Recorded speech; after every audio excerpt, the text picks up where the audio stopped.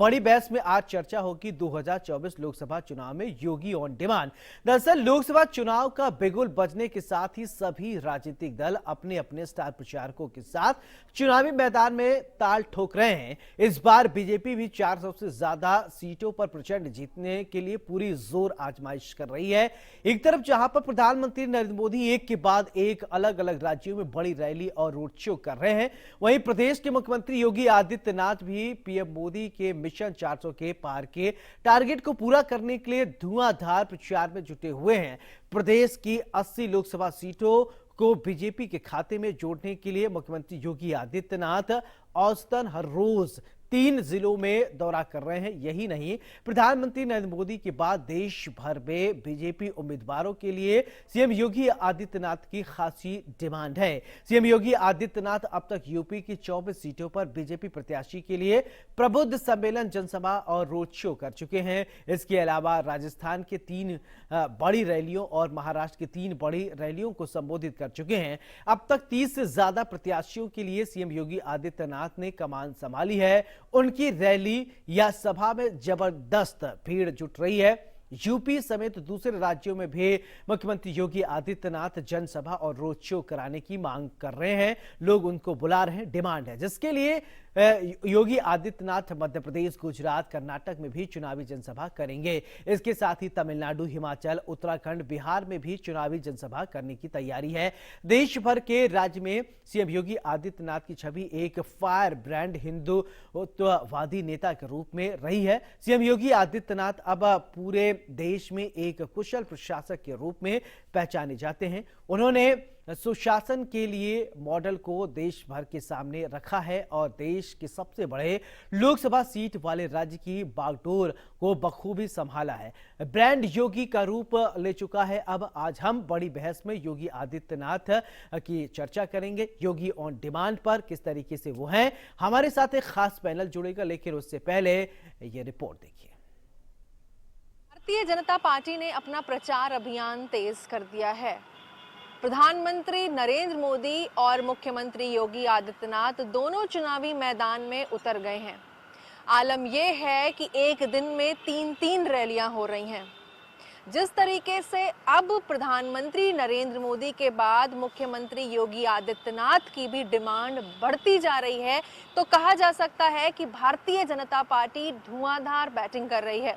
आपको बताते चले कि जिस तरीके से उत्तर प्रदेश के अलावा जो बाहरी राज्य है वहां पर भी योगी की सभाओं की डिमांड आ रही है और योगी राजस्थान और महाराष्ट्र में रैली कर चुके हैं और अब मध्य प्रदेश, कर्नाटक, छत्तीसगढ़ और वेस्ट बंगाल में उनकी डिमांड आनी शुरू हो गई है। जल्द ही वहां उनका प्रोग्राम भी तय कर दिया जाएगा। बात की जाए उत्तर प्रदेश में मुख्यमंत्री योगी आदित्यनाथ की हर लोकसभा से डिमांड आ रही है और 27 मार्च से 4 अप्रैल के बीच अगर बात की जाए तो सीएम अब तक 15 लोकसभा क्षेत्र में प्रबुद्ध सम्मेलन के जरिए लोगों को संबोधित कर चुके हैं। वह हर लोकसभा वार रैलियों के लिए निकल पड़े हैं। और बात की जाए प्रधानमंत्री की तो आज भी प्रधानमंत्री नरेंद्र मोदी के साथ मुख्यमंत्री योगी आदित्यनाथ पीलीभीत में थे, जहां पर जितिन प्रसाद को भारतीय जनता पार्टी ने अपने प्रत्याशी के रूप में मैदान में उतारा है।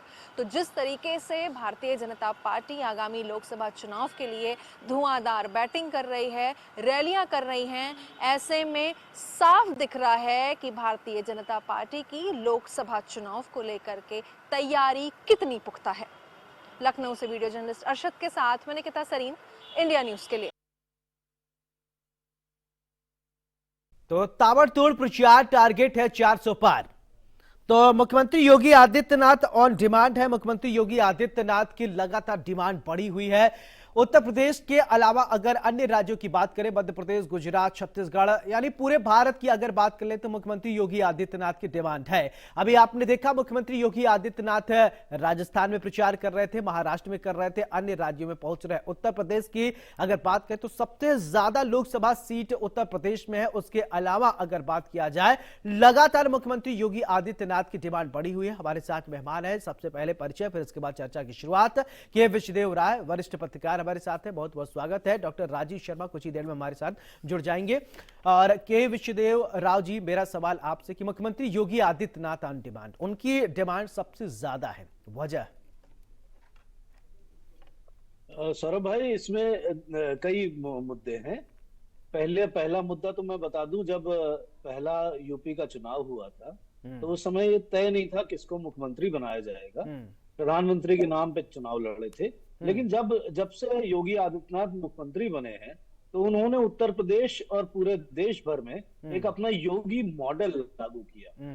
उसमें उनको सबसे बड़ी उपलब्धि तब मिली जब कोरोना के समय उन्होंने बहुत सफल एक आयोजन और प्रयोजन किए, जिसकी वजह से कोरोना महामारी काफी हद तक उत्तर प्रदेश में उसको रोका जा सका, उसके बारे में अच्छी तरीके से व्यवस्था करी जा सकी। तो उन्होंने एक 9 मेंबर टीम बनाई थी और उसमें कई सारे अधिकारियों को उन्होंने डेली दिशा निर्देश दिए थे, सब चीजें करी थी। तो ये योगी मॉडल था उस समय। आज की बात करें तो उत्तर प्रदेश में दूसरी बार ये हुआ है कि एक मुख्यमंत्री लगातार कंटिन्यूस दूसरी टर्म में आया है। हाँ। और वो नाम भी योगी आदित्यनाथ का है। और उसमें एक उपलब्धि सबसे बड़ी ये है कि बाकी पार्टियां, जो बड़ी बड़ी पार्टियां कहती थी नोएडा नहीं जाएंगे, नोएडा जाएंगे तो मुख्यमंत्री पद हट चला जाएगा, तो ये भ्रम भी तोड़ा है। तो योगी आदित्यनाथ कहीं ना कहीं भ्रम तोड़ने वाले इंसान भी बने हैं। लेकिन इसके साथ ही कई चीजें और भी देखनी पड़ेंगी। क्यों डिमांड है सौरभ भाई कि डिमांड का मेन कारण क्या है कि वो बिना लाग लपेट के बाद बोलते हैं। एक मुझे याद है, एक इंटरव्यू में उनसे पूछा गया कि आपको बीजेपी उसी जगह भेजती है जहां उसको ध्रुवीकरण करना होता है, तो उनका जवाब क्या था सौरभ भाई, ये सुनिए। उन्होंने कहा कि भाई मैं लाग लपेट तो करूंगा नहीं, मैं उनके लिए किसी के लिए मैं टोपी पहन के नहीं जाऊंगा, किसी के लिए मैं वेशभूषा बदलूंगा नहीं, मैं भगवा पहनता हूं तो मैं भगवा पहन के ही प्रचार करूंगा। तो इस तरह का जो आदमी व्यवहार करे और साधारण जीवन जिए, तो उसके लिए ये बहुत बड़ी उपलब्धि है कि उसका आज प्रचार प्रसार, भाजपा का स्टार प्रचारक है वो, और उसका नंबर 2 पे आता है प्रधानमंत्री नरेंद्र मोदी के बाद। जी सर, बिल्कुल। राव साहब, मेरा सवाल ये कि देखिए, अभी हिंदुत्व की छवि को लेकर योगी आदित्यनाथ को कहा जाए, उत्तर प्रदेश की अगर बात करें तो उत्तर प्रदेश के लोग हर राज्य में फैले हुए हैं, यूं कह लीजिए दुनिया भर में लोग फैले हुए हैं। तो उत्तर प्रदेश के लोग हर राज्य में रहते हैं क्या, और वहां पर जाके बस गए हैं तो वोटर आईडी भी वहीं की बन गई होगी, और लेकिन जो रूट होता है उत्तर प्रदेश, लोग उसी से कनेक्ट रहते हैं। तो क्या लोगों को लगता है कि हमारे मुख्यमंत्री, हमारे प्रदेश के मुख्यमंत्री आ रहे हैं, उनकी बातों में वो दम है, अगर वो कह रहे हैं कि इस प्रत्याशी को वोट करना है तो करेंगे, और अपना प्रदेश तो वो देख ही रहे हैं? जी सौरभ भाई, ये चीजें उत्तर प्रदेश के मुख्यमंत्री जब से बने हैं योगी आदित्यनाथ, तब से उन्होंने करके भी दिखाया है। जब आपको याद होगा कोरोना के समय पलायन हो रहा था महाराष्ट्र से भगाए जा रहे थे, वो भाग के आ रहे थे, उनको खाने पीने को मजदूरों को नहीं मिल रहा था वहां जो काम कर गए थे। तो उनको बाकायदा उनको मुझे याद है, मैं उस समय गया था आगरा एक्सप्रेसवे पे, लाखों की भीड़ थी और भाई लाखों की। और मुख्यमंत्री कोरोना के दौरान, महामारी के दौरान स्वयं गए थे उस वहां आगरा एक्सप्रेसवे पे और उन लोगों को बाकायदा पहुंचवाया था उनके घर तक। तो ये बड़ी बात है। इससे एक मैसेज गया कि उत्तर प्रदेश का जो नागरिक है, उत्तर प्रदेश में जो रहता है, वो उसको उसकी सहूलियत चाहे वो देश में या दुनिया में कहीं भी हो, तो उत्तर प्रदेश उसकी रक्षा करेगा, उसके बारे में सोचेगा और उसके बारे में विचार करेगा। बिल्कुल। इसी के साथ भी जी बोलिए, कंप्लीट कीजिए। मेरा ये कहना है कि कई जगह जैसे बंगाल में भी और अत्याचार की घटनाएं आई, कि प्रताड़ना की घटना आई, कि उत्तर प्रदेश का एक गया है मूल निवासी, उसके साथ हुई। तो उन्होंने जाके उन्होंने बाकायदा वहां मैसेज भिजवाए, वहां के राज्यपाल से बात करी, वहां के मुख्यमंत्री से बात करी। यही महाराष्ट्र में हुआ, यही कई प्रदेशों में हुआ। तो इससे एक मैसेज चला गया पूरे देश भर में कि उत्तर प्रदेश के लोगों का एक रहनुमार और देखरेख करने वाला एक मुख्यमंत्री है। राव जी, एक सवाल मेरा और आपसे कि देखिए, योगी आदित्यनाथ के बाद अगर पहले नंबर पे अगर बात किया जाए प्रधानमंत्री नरेंद्र मोदी, तो क्या आपको ये लगता है कि प्रधानमंत्री, कभी कभी ये होता है कि अभी जो सबसे बड़े चेहरे दो ही हैं बीजेपी के पास, एक मोदी दूसरे योगी, अभी ये चल रहा है ना हर जगह MY फैक्टर कहने लगे हैं। MY फैक्टर मतलब मोदी योगी, कुछ लोग मुस्लिम और यादव कहते थे, लेकिन यहाँ बीजेपी में MY फैक्टर अलग है। जी सौरभ भाई, आपने आपने ये नामकरण जो किया है, हाँ। ये आप काफी समय पहले कर चुके थे। हाँ। ये पुनः आप बता रहे हैं MY फैक्टर जो है, MY फैक्टर बहुत बड़ा फैक्टर आपने बनवा दिया है इसको। हाँ। मोदी और योगी, ये बात मैं आंकड़ों के हिसाब से भी बता दूं, मोदी और योगी जहां जहां सभाएं करने गए हैं, वहां वहां उन्होंने जितवाई है सीटें। ये बहुत बड़े काबिले तारीफ बात है इस चीज की। और ये जो MY फैक्टर जो है, ये किसी समय उत्तर प्रदेश में तो नंबर 1 हुआ करता था, जब मुलायम सिंह जी नेता हुआ करते थे, मुख्यमंत्री बने थे, इसी MY फैक्टर पे ही बने थे। लेकिन इसमें कई चीजें और भी देखने वाली हैं कि जिस तरीके से सोशल मीडिया पे प्रचार होता है, जिस तरीके से दोनों व्यक्तियों का रहन सहन है। आप प्रधानमंत्री नरेंद्र मोदी की भी अगर बात करें, तो उनका भी रहन सहन, भले ही प्रचार प्रसार में वो नंबर 1 पे हो, लेकिन उनका एक जीवन शैली देखिए तो बड़ी सात्विक और साधु संत तरीके की है। हमने देखा है उनको उत्तराखंड की गुफाओं में जाके, उन्होंने प्रधानमंत्री रहते हुए कोई ऐसा आज तक किया है क्या किसी ने? उन्होंने गुफा में रात बिताई और पूजा पाठ किया, नवरात्र में पानी पीते हुए रहते हैं। तो ये बड़ी बड़ी चीजें हैं जिनसे एक मैसेज जाता है, और ये कहीं ना कहीं हिंदुत्व का जो मैसेज जो भेजने की कोशिश करी है, वो बहुत बड़ी उपलब्धि है। दूसरा, इसमें एक बात और है जो योगी जी के बारे में बहुत कम लोग जानते हैं सौरभ भाई, जी जी, कि वो बाकी और धर्मों के धर्म गुरुओं से भी बाकायदा मुलाकात करते हैं, बैठते हैं, चाहे वो मुस्लिम धर्म गुरु हो, चाहे वो सिख हो, चाहे वो ईसाई हो। मैंने स्वयं देखा है मुख्यमंत्री कार्यालय में घंटों घंटों बैठ के उन्होंने मुसलमान धर्म गुरुओं और ईसाई धर्म गुरुओं से बैठ के बात करी है, उनकी जमीनों या उनकी जो नॉर्मल दिक्कतें आ रही हैं उनको सुलझाया है। तो ऐसा नहीं कह सकते कि बिल्कुल ही धार्मिक अप्रोच है। हाँ, उनकी, इन दोनों लोगों की जो अप्रोच है, वो एक, भले ही छवि इनकी बना दी गई हो कठोर हिंदुत्व की, लेकिन कहीं ना कहीं कुशल प्रशासक भी हैं ये।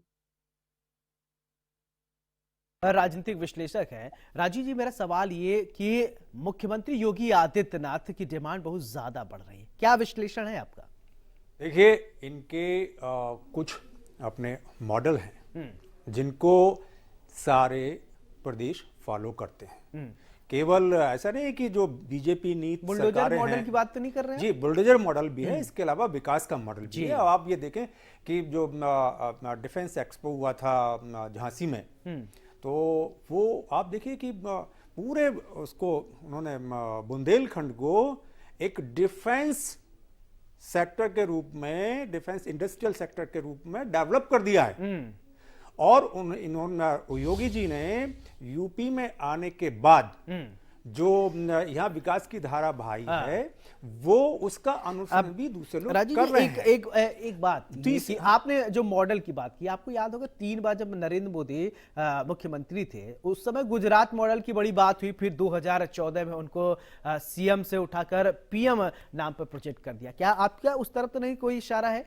देखिए, हालांकि लोग बहुत ऐसे कहते हैं कि योगी मोदी के बाद में कोई PM बनेगा या बनना चाहिए तो वो योगी को बनना चाहिए।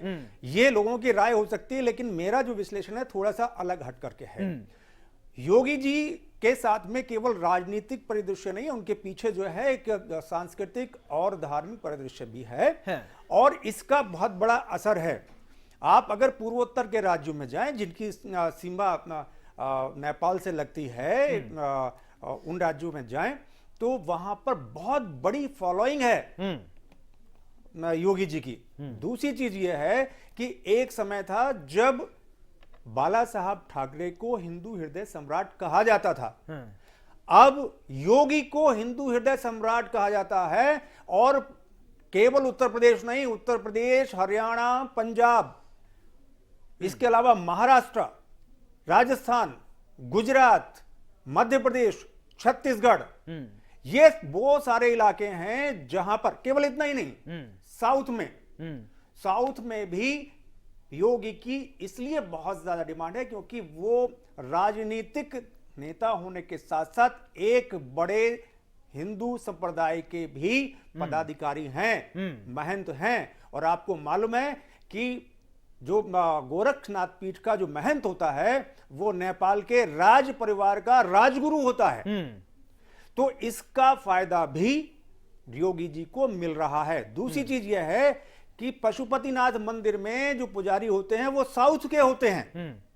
तो जो साउथ की एक विशेष वर्ग समुदाय है उसमें मोदी जी की बहुत अच्छी पकड़ और बहुत अच्छा प्रभाव है। इसलिए ना केवल उत्तर भारत के राज्यों में, ना केवल केंद्रीय भारत में, बल्कि साउथ में भी, दक्षिण भारत में भी मोदी की बहुत बड़ी डिमांड इस वजह से है। और एक बात तो है ही है कि मोदी वोटों को खींचने में या उनका ध्रुवीकरण करने में माहिर हैं। वो किसी दूसरे संप्रदाय को कभी गलत शब्द नहीं बोलते हैं, लेकिन वो अपने सनातन धर्म के लिए डंडा ठोक करके खड़े रहते हैं और ये उनकी पहचान बन चुकी है।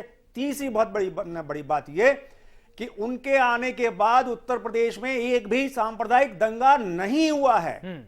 और ये जो उनकी पहचान बनी है वो पूरे भारत में बनी है कि अगर सांप्रदायिकता से अगर कोई मुक्ति दिला सकता है तो मोदी के बाद में, अमित शाह के बाद में कोई दूसरा नाम है तो वो योगी आदित्यनाथ का है।